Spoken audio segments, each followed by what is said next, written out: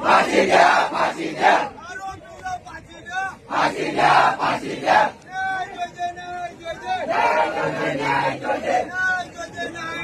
न्याय जोजे न्याय जोजे जवानी चौधरी पे चंदू भैया लौड़े पे जवानी चौधरी पे चंदू भैया लौड़े पे।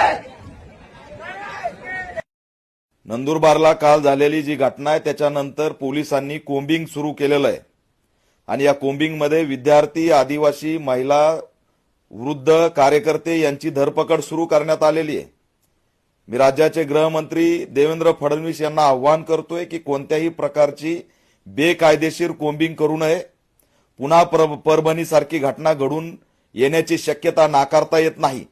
त्याच्यामुळे तात्काळ नंदुरबारचे एसपी श्रावण दत्त साहेबांना आवाहन करा, त्यांना असणारा संपर्क करून त्या भागातील जी गावकुसातील कोम्बिंग सुरू आहे ती थांबवा। जय वाळवी या तरुणाचं हत्याकांड झालं, त्याच्या आरोपीला अटक झाली पाहिजे। त्या समाजामध्ये उद्रेक आहे, आक्रोश आहे, त्यांना धीर द्यायचा, त्यांचा असणारा न्याय देण्याची भूमिका घ्यायची सोडून त्यांनाच जर जेलमध्ये टाकण्याचा प्रयत्न होत असेल तर हे गंभीर आहे आणि हा आदिवासी समाजाचा केलेला कोंडमारा आहे।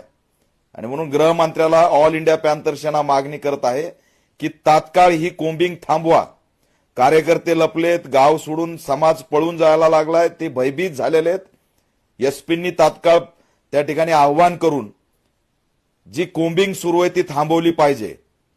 याच्यामध्ये कोणत्याही प्रकारे जर आदिवासी समाजाला भयभीत केलं, बेकायदेशीर कारवाई केली, मारहाण केली तर मात्र मी स्वतः परत नंदुरबारला आल्याशिवाय राहणार नाही आणि राज्यव्यापी आंदोलन छेडल्याशिवाय शांत बसणार नाही असा इशारा